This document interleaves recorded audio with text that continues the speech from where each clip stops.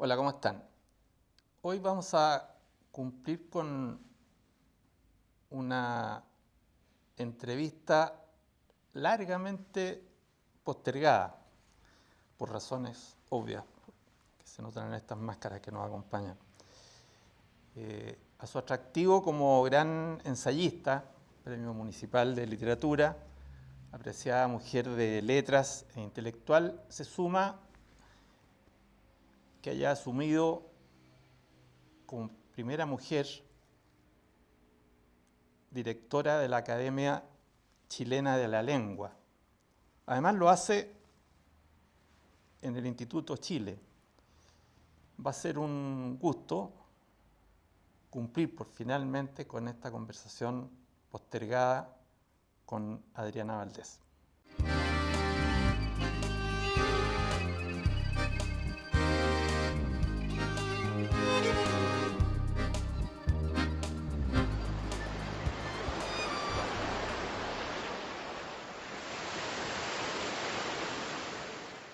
Adriana, un gusto tenerte en Off the Record finalmente. Es un gusto estar contigo y me disculpo de todas las demoras, pero no dependían de nuestras voluntades. Así es.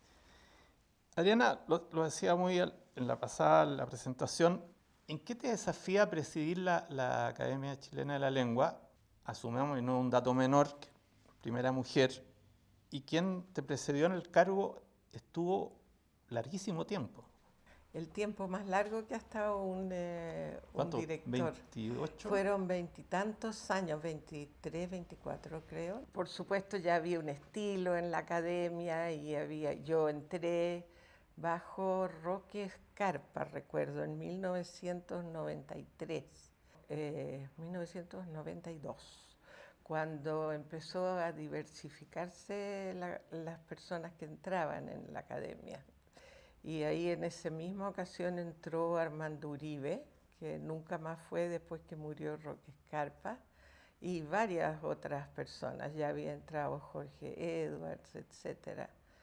Alfredo Matus es un lingüista muy destacado, que además tú sabes que la relación de la Academia Chilena de la Lengua con las otras academias hispanohablantes y con la Real Academia Española es una relación de trabajo lingüístico.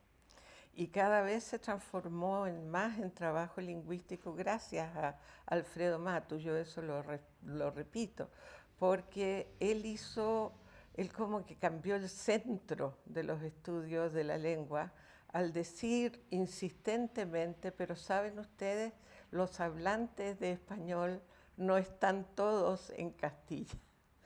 Entonces, cuando uno empieza a mirar los números, es tan evidente y se habla en muchas variantes. Y estas variantes han ido adquiriendo, digamos, valor en la comunidad de hispanohablantes y han ido como afirmando su derecho a existir, no como variantes del español peninsular, al contrario. Y eso en gran medida se lo debemos a Alfredo Matus. Alfredo Matus y a todos, a Marián Peronard, que ya no está con nosotros, Luis Gómez Máquer, otras personas muy notables que fueron lingüistas y trabajaron con nosotros en la academia. Ahora está Marcela Ollanedel, Guillermo Soto, Abelardo San Martín, Victoria Espinosa, Juana Marín. Bueno, hay un grupo fuerte de lingüistas y ese grupo fuerte de lingüistas a nosotros nos afirma en nuestra relación con la Real Academia Española. Conociendo tu trayectoria, obviamente no es cumplir un cargo por 3 años. Yo asumo que hay un desafío singular que tiene que ver con tu historia. ¿Cómo lo resumirías tú ese desafío? Una persona me dijo, recién viniste a chasconear a la academia. Claro. Y yo creo que eso es un poco cierto. Y al mismo tiempo nos tocaron circunstancias muy especiales. Pero a mí lo que me interesa fundamentalmente es armar equipos y hacer que todo el mundo se sienta útil, que tenga una función.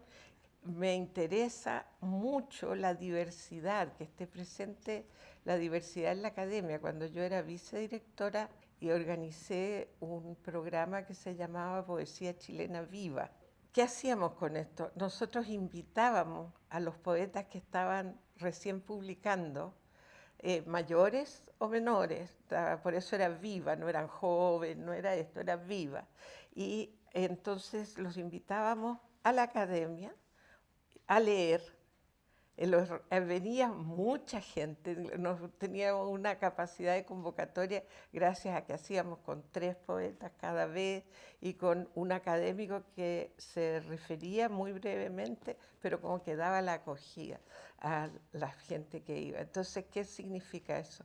Que espacios antes cerrados se abren, que cosas que no se decían en esos lugares se dicen, y que empieza a haber una corriente de vida de fuera para que el trabajo de las academias, porque son 6 en el Instituto de Chile, esté cada vez más conectado con la sociedad y con lo que va brotando en la sociedad.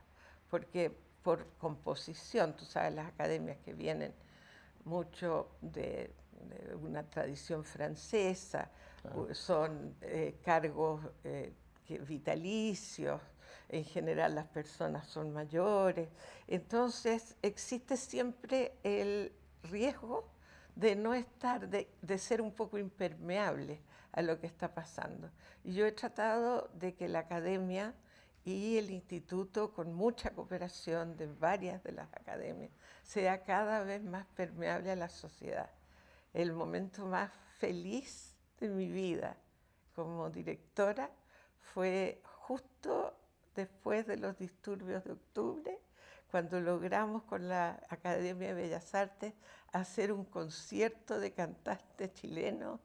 Eran en la calle, en Almirante Montt, y nos llenamos hasta con los vecinos. Y ese momento, te juro que a mí se me caían las lágrimas, porque era como mi momento soñado. Íbamos a hacer otras cosas también este año que hemos estado encerrados, otras cosas públicas, otras cosas que tuvieran que ver con calle y también que nos vincularan a otra gente. Y en eso hemos tenido hasta, digamos, este parelé de la pandemia, pero en cambio hemos desarrollado otras cosas y eso también me alegra mucho a mí, porque si antes nos juntábamos los que vivíamos en Santiago y éramos 15 los que estábamos sanos y funcionando, ahora somos más de 30 porque vienen todos los lunes por medio, vienen de todas las regiones de Chile y hasta los miembros correspondientes de fuera de Chile, que tienen derecho a venir y vienen y entonces diversifican el debate. Y creo que es una muy buena noticia, más allá de la academia misma, esta renovación que significa la llegada de Adriana Valdés. De eso te quiero seguir preguntando en un minuto, ya volvemos. Gracias. Ya estamos de vuelta.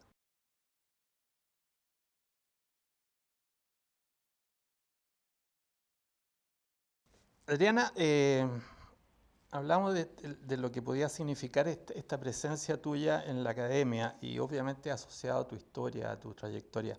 Y hablo de esta idea de unir por la palabra, no es una lingüística normativa, ¿no es Exacto, cierto? sí, bueno, hace tiempo. Eso, y quiero vincularlo a algo que lo había pensado mucho más allá de las circunstancias en que nos encontramos. A propósito de un trabajo tuyo que es notable y que me gustaría que entregaras pistas, porque obviamente podríamos dedicar todo el resto del programa a eso, pero es un texto que creo que ustedes tienen que conocer, que se llama Redefinir lo humano, las humanidades del siglo XXI, porque creo que marca mucho tu senda en este tiempo. ¿Cómo resumiría esencialmente lo que está en esa mirada?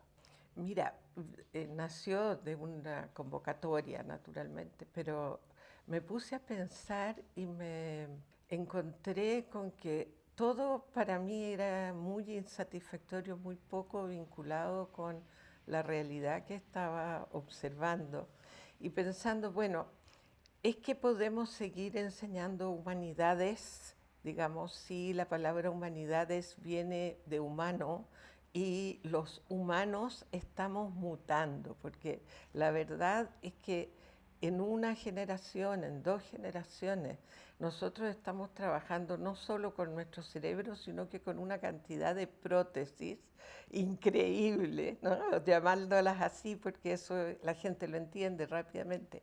Mi celular, por ejemplo, mi computador, el hecho de que yo pueda hacer reuniones y presidir reuniones de 300 personas por Zoom, todo eso son cosas que no solo son medios, porque la gente está acostumbrada a decir esto es un medio, pero resulta que alteran fundamentalmente lo que tú dices, lo que Contenido. tú piensas y fundamentalmente también cómo formamos a las generaciones nuevas, porque muchos de ellos se pueden, digamos, retraer de lo que considerábamos las humanidades, si las humanidades son una especie de entrega de respuestas a preguntas que ellos nunca se han hecho. Es grave eso.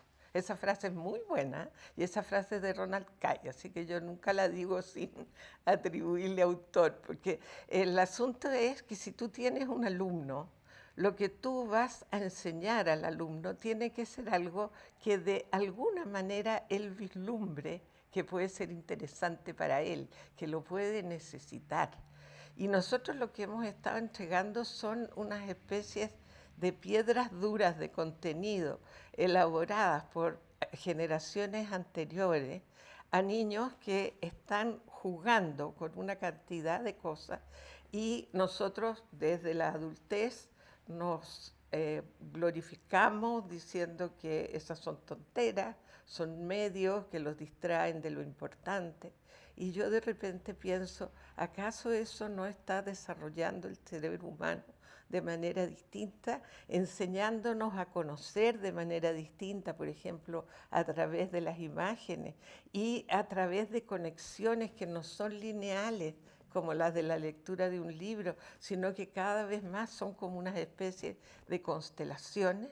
Uno se puede lamentar, ¿no? Yo siempre sé esa frase de Borges, dice, hay quienes les gusta reírse de estas cosas, yo prefiero tratar de entenderlas.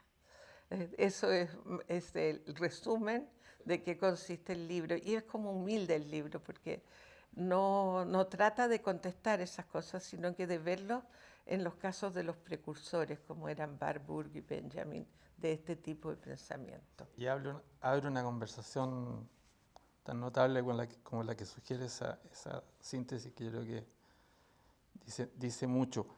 En esto de la academia jugamos siempre con los prejuicios. Ay, claro. Y con la gravedad. Y siguiendo un poco, basta recorrer lo que uno puede escribir, lo que uno puede leer, lo que ustedes pueden leer en la academia, respecto del empleo de las palabras. En el disfrute, estoy hablando del juego con las palabras y el disfrute, y que también está vinculado de alguna manera a la incorporación de ese lenguaje con que hablamos todos y que evitamos seguramente en conversaciones como esta, en lo que hacemos habitualmente en las conversaciones telefónicas, en la comunicación. Ese disfrute cruzado con lo académico como desafío y como transparentar eso, creo que es una labor que debe ser muy apasionante. Pero ¿cómo vives tú que hablan en el disfrute? El disfrute yo lo vivo no sé, es como la historia de mi vida, el disfrute, distintos tipos de disfrute de palabras. Yo creo, ponle tú, que la enseñanza del lenguaje y literatura, lenguaje y comunicación, sería más fácil si enseñamos también a armar cosas divertidas, si enseñamos, por ejemplo, yo tengo en Twitter un grupo de personas, no digo, están en mi Twitter, un grupo de personas que hacen unas décimas, pero maravillosas. Nano Stern, que es un cantante, hace sextinas como Belly y no conocía a Belly y hacía unas sextinas tomándolas de Fernando de Herrera y es un maestro. Después Parragués Guitart, que vive en Chiloé, porque haciendo décimas es puro disfrute, puro gozo, pura risa, puro chiste y de repente una cosa que te cae a fondo, hondo. Entonces, pensar que todos tenemos lenguaje y que mientras más rico sea el lenguaje, yo no sé si tú estás de acuerdo con eso, pero la pobreza del lenguaje, el utilizar siempre la palabra on en todas sus variantes, verbo, sustantivo, adjetivo, etcétera. Tú puedes tener una conversación completa sin usar ninguna otra palabra y la gente te entiende, pero digamos, cómo los matices de tus sentimientos, de tu pensamiento y de todo lo se van a desarrollar si tienes solo esa palabra o un conjunto de palabras muy limitado. Claro, es el contrapunto que uno hace, yo por eso te preguntaba, de este disfrute con desarrollar el juego de las palabras en un contexto que el número de palabras que se usan habitualmente, no digo en los sectores más postergados de la sociedad, transversalmente, incluso en sectores altos de la sociedad, es de una pobreza tremenda. Por eso quería resaltar eso del disfrute y vamos a seguir conversando con Adriana dentro de un minuto.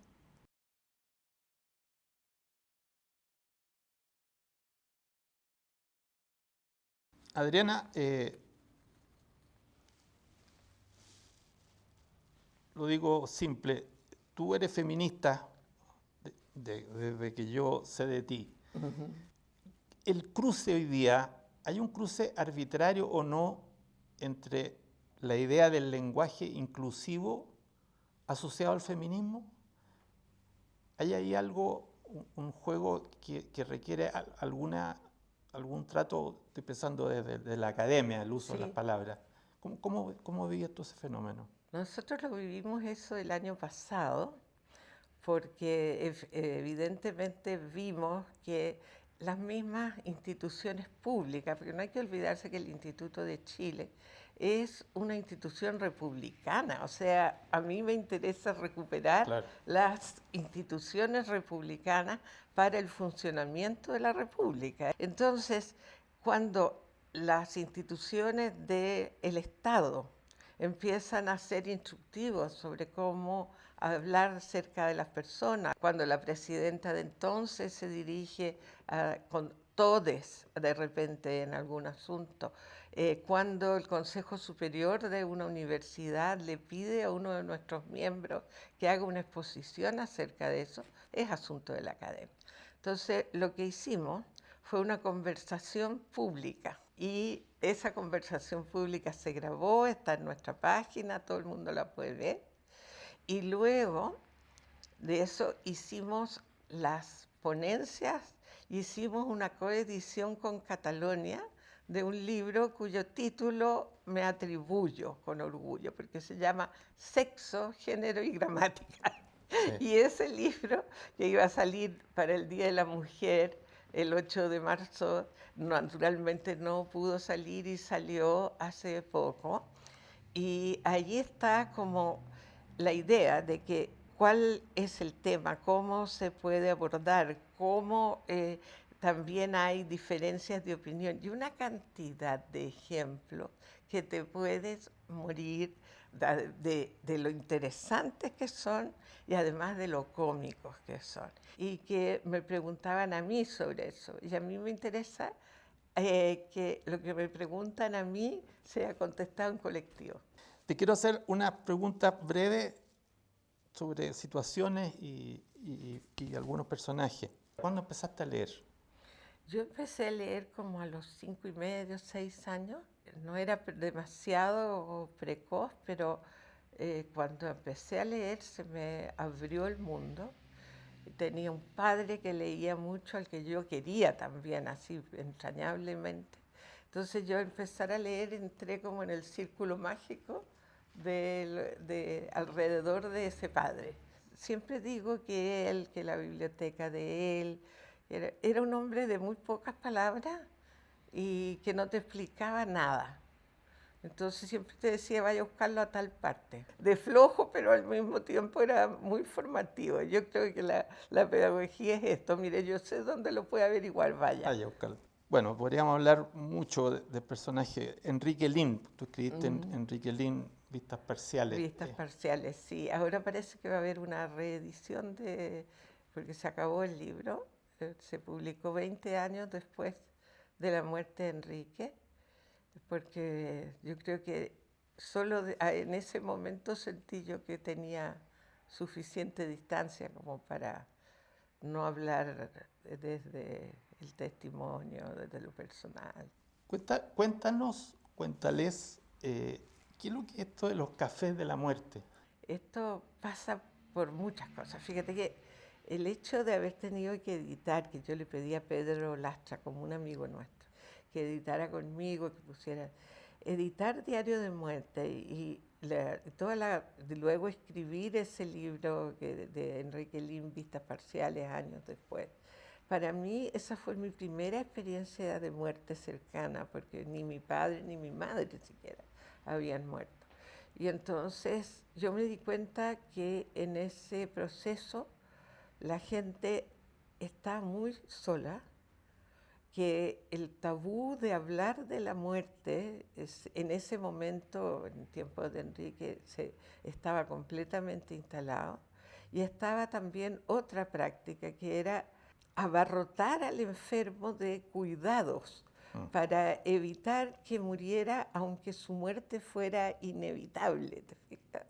Entonces, prolongar la vida con sufrimiento. Ahora acabo de hacer un prólogo para un libro que se llama El fin de la vida, que editan los médicos del Instituto de Chile y con otros médicos de fuera del instituto. Y ahora la idea es totalmente distinta. La idea es que la muerte sea la tuya, la propia, la que es congruente con tu vida. Y eso era lo que quería Enrique. En ese sentido él fue muy pionero. Y yo me sentí muy mal porque pensé, bueno, ¿y qué pasaba si yo hubiera desplegado? El oncólogo me dijo, no, porque usted cualquier cosa que haga, lo único que va a hacer es prolongar una agonía dura. Esto va a ser muy natural. Yo le dije, se está muriendo como un campesino del siglo XIII. Y me dijo el oncólogo, es lo mejor que le puede pasar. Cuando la gente quiere reunirse a hablar acerca de la muerte, hay que hacerlo, porque la angustia que existe en torno a una persona moribunda y la angustia del mismo moribundo hace que las elecciones sean malas y que lleven al sufrimiento innecesario y que lleven a una degradación de una persona que uno cree estar salvando. La convocatoria se hace si tú quieres ir, te inscribes, tú no sabes con quién vas a estar. Sabes que son 10 personas que les interesa hablar de la muerte y sabes que va a haber un facilitador, una persona que tiene experiencia, para que todos conversen. Pero ahí hay partidarios de la eutanasia, contrarios a la eutanasia, hay gente que ha pasado por la muerte de alguien, hay gente desahuciada. Bueno, Adriana, sabía que nos iba a ser corto, pero tenemos un largo camino por delante para seguir conversando. Ha sido un gustazo poder cumplir esto. Enteramente mío, realmente no pensé que fuera a pasar tan rápido esta entrevista. Me alegro mucho de estar en un programa como el tuyo, Fernando. Es uno de los programas que a uno verdaderamente la hacen pensar. Muchas gracias, Adriana. Y a ustedes los esperamos en un próximo encuentro aquí en Off the Record. Ojalá con un personaje como Adriana Valdés que nos deja abierta una conversación que obviamente quedamos con el desafío de retomarla apenas podamos. Será hasta la próxima.